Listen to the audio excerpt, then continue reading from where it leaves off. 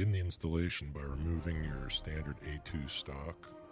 You remove the screw out of the back of the top of the stock using a Phillips head screwdriver. You'll now expose the A2 buffer. You'll need to use a stock wrench. Remove the standard buffer assembly by pressing down the buffer detent. Remove the stock link spring and buffer. Use your stock wrench to unscrew the standard length buffer tube.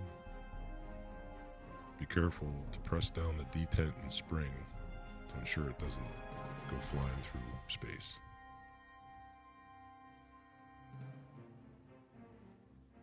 With the buffer removed, you can see the takedown pin, detent, and spring. Be sure not to lose that.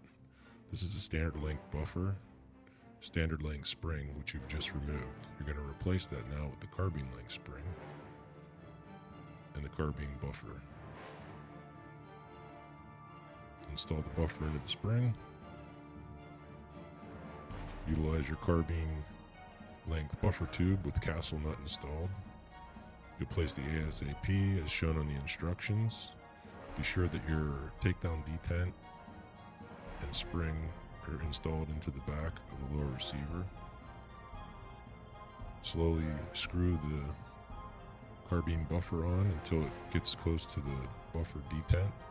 Depress the buffer detent, continue to screw in the carbine length buffer. Once you get to this point, this is where it gets fun.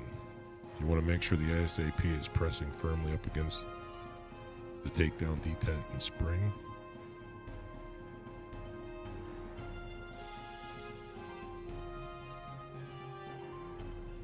At this point, you want to insert the buffer lock pin onto the ASAP that came in the kit.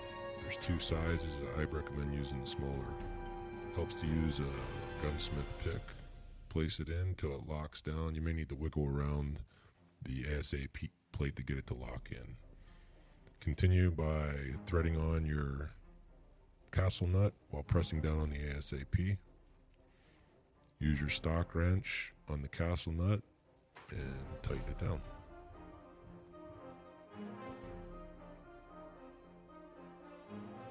At this point, you'll slide on whichever stock configuration, in this case the Mo carbine stock. Pull the pin down, lock it on. Remember to replace it with the carbine length spring and buffer. Push it in past the detent. You're good to go.